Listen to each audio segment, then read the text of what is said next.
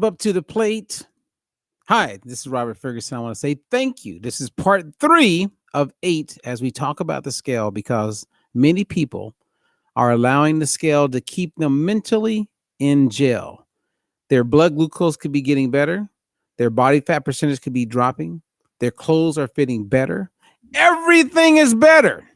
But when they step on the scale, they have this moment where it's like, why is not moving in the direction that I want, or is not moving in the direction that I want faster, or maybe the weight goes up on the scale.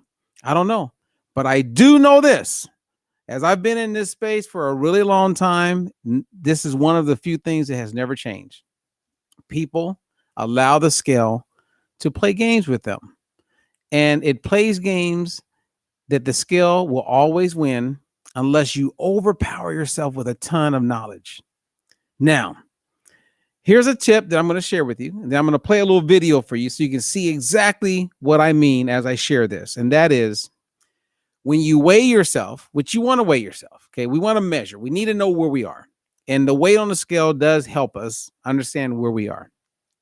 And then you want to track, meaning you want to check in and see if you're making progress or not, but not just based on the scale. Many scales today will tell you what your body fat percentage is.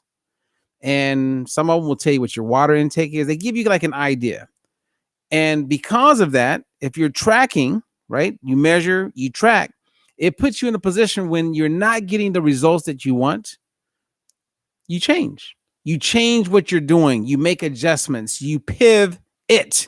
And as a result, you then continue to move toward the ultimate goal. And that may include your weight, your body composition, like your body fat percentage, how you feel, how you're thriving, if what you're doing is actually working. Okay, so we get that.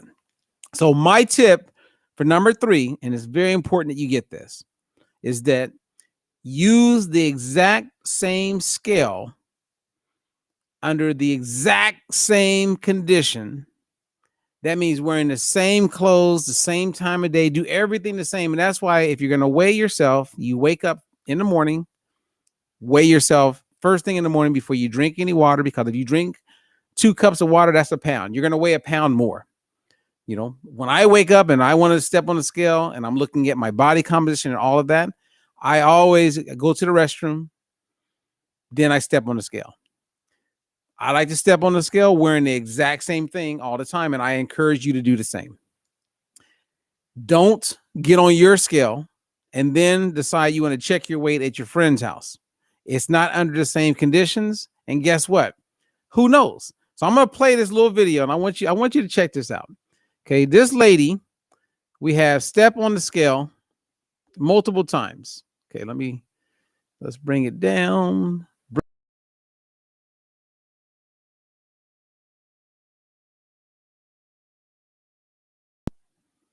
So as you can see, she's getting on a different scale each and every time.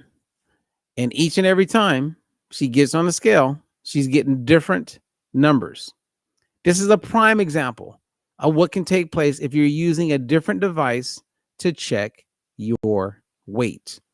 You want to use your scale, and you want to use your scale under the same conditions, wearing the same thing, the same time of day. Ideally, you do it first thing in the morning, and that would be more accurate than using someone else's scale or doing it at a totally different time.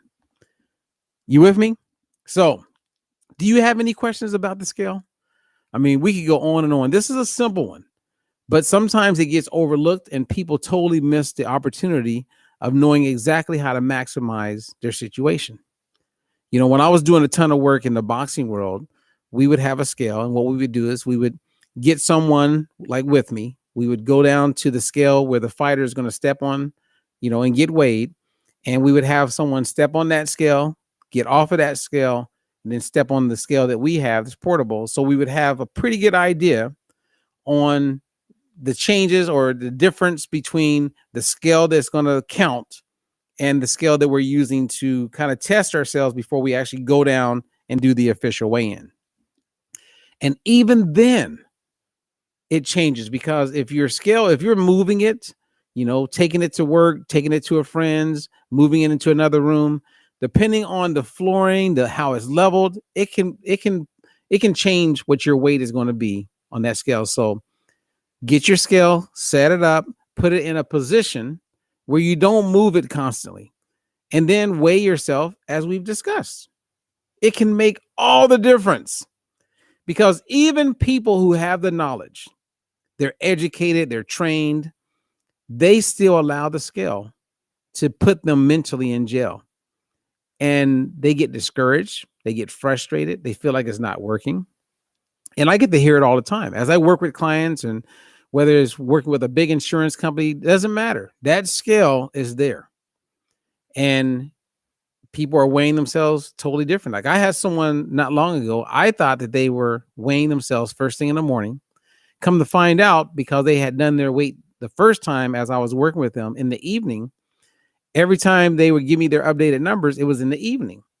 Well, if you drink, 4 pounds of water, which is like 8 cups of water, then you're going to weigh 4 pounds heavier on the scale. If you haven't urinated, time hasn't gone by. It's kind of like if you put a pound of rocks in your pocket and then you step on the scale, well, you're going to weigh a pound heavier. Recently I had someone who they had their hair done. They had some extensions added to their hair, and they got on the scale and they just couldn't understand, like, what's wrong? Well, I mean, my weight didn't go down. I did everything right. And they totally forgot that they had added weight to their head in the form of hair. You with me there? You getting me? Okay, so now if you have any questions, please post your questions. What's up there, Tracy? I'm glad you made it, Tracy Olson. Okay, what's going on, people? Okay, so this is a quick and simple tip. And if you're not sure if your scale is good, email us. I can recommend a scale.